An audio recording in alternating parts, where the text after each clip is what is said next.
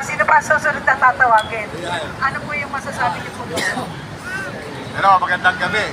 Oo nga no? At nakatanggap tayo ng impormasyon na ipapatawag ako ng Kongreso. Kaya eto naman, malugod kong tinatanggap at ikinararangal. Kaya nga mayat pa yan, tumitingin ako ng email ko, no? Kung pumasok na yung sinasabing patawag. Ngayon, kapag hindi ako nakatanggap ng patawag ngayong gabi, bukas na bukas, magpapadala ko ng email doon sa secretariat ng public order para ipaalam sa kanila na ako ay willing and able na humarap. To shed light, at doon sa mga issues na mukhang hindi sila makamukon. Lalo na patungkol doon sa mga sinasabi nitong mga kongresista na ito raw Quadcom sinisira ng mga vlogger. Kaya at yung ibang mga miyembro ng Quadcom nagiging subject ng atake ng mga vlogger. Kaya ako mismo talagang nakikiusap din ako sa kanila, ipatawag niyo ko.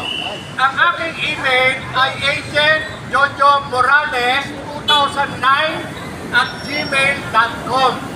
Pwede niyo po akong padalan ng ng invitation. At ako po ay haharap sa inyo kahit ipakulong niyo pa ako. Yan, haharap po ako sa inyo.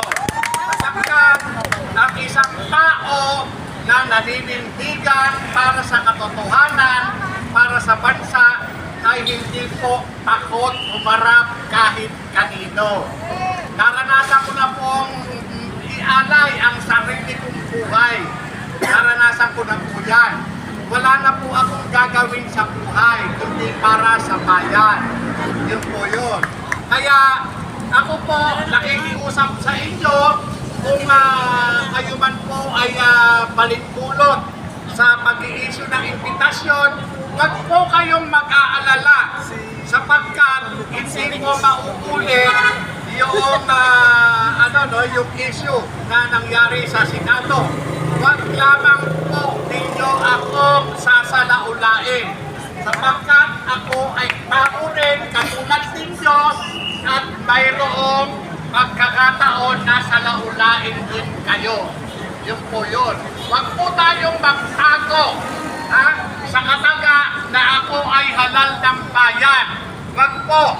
Sapagkat ako personal na opinion, yung inyong pagkakahalal, binayaran nyo lang yan. Kaya hindi huwag nyo kung ano sa akin yan. Ako po, talagang itinalaga ko na ang buhay ko bilang isang alagad ng batas. Isang paa nasa hukay, isang paa nasa motel. Ay, nasa bahay. Yun po. Kaya, inaasahan ko po yung patawag ninyo. Inaasahan ko po. Wag ko kayong mag-aalala na sasabihin kaya nga natin pinatingin yung Pidea Leaks Kaya hindi nga natin inimbisigahan yung Pidea Leaks dahil makakaladkad yung pangalan ni Lita Marcos. Wag ko kayong mag-alala. Mag-asawa ho yung kakaladkarin ko. Si Lisa at si Bongbong.